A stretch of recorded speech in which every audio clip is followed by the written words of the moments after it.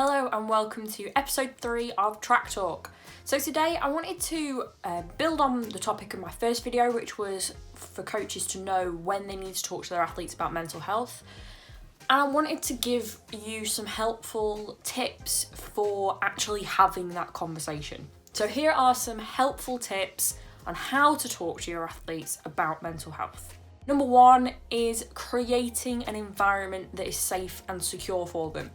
Before you even start trying to have a conversation with an athlete, or before they'll even feel comfortable coming and disclosing something to you, you need to create an environment where the athletes know that that's okay. Now, my advice for this is to get all of your athletes together and just have a really brief, frank conversation of saying, look, I know things have been really hard and I know things can get really stressful and difficult. So if you want somebody to talk to, other than your parents, other than your teachers, I'm here to support you and I'm here to listen to you. So please, if you ever need any help, please just come and talk to me. I'm always available to talk to. It's as simple as that. Number 2, listen first, talk later. If and when an athlete does come to you, then the really important thing is not to use this, but to use these. Sometimes when an athlete comes forward, you may be the first person that they've told. You may be the first person that they felt comfortable expressing how they're feeling to. I know a lot of coaches worry about saying the wrong thing. If you're listening and not talking, you can't say the wrong thing. Number 3, asking open questions.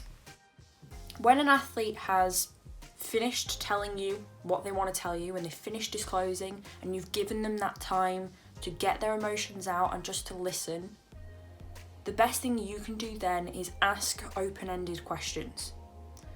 Now, it's important that you don't ask questions that are too personal because obviously there's a boundary there. You more want to ask about what situations trigger these feelings of being anxious, stressed, depressed. Is there a particular situation that is making them feel that way?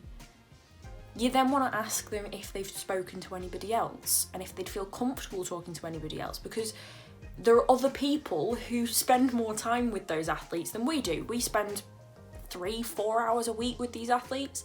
So although we can make a big impact, they need to involve other people in their life. Now, you can make these suggestions, but it's really important that you don't go and break your athlete's confidence by going and talking to their parents or talking to another adult about their situation unless they tell you to. It's really important that you keep that trust. If you are concerned for anybody's immediate safety, either the athlete or somebody else, then you do have a duty to report this to either your welfare officer or to the police if you feel there is an immediate threat. Number 4, signpost them to further support.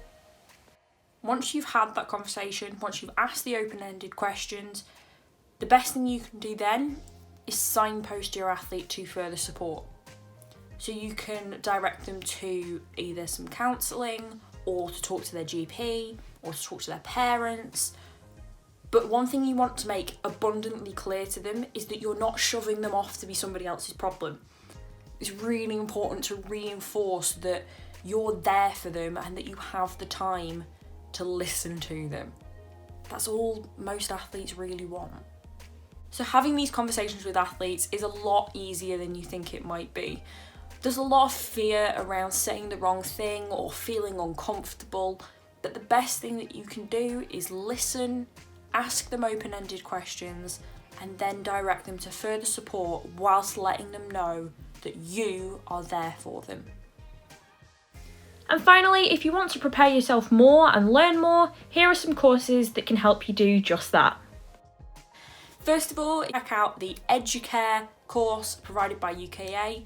It's quite a broad, generic course, but is really quite cheap to do. Secondly, there is the fantastic mental health first aid course. So this one is slightly more expensive and it is slightly more work orientated, but all of the skills can be brought across into loads of different aspects of your life, not just your coaching. Third and finally is the Duty to Care badge. So this is provided by UK Coaching and it's specific to sport. So you can look at welfare, mental health, disability, racism, homophobia, all of these different aspects of coaching which we're not really trained on when we qualify. You can get this duty to care badge and go through, work your way through and get loads of information of all of these different topics specific to sport. Thank you so much for watching Track Talk, and a big thank you to NEAF Athletics for this amazing partnership, and hopefully I'll see you soon.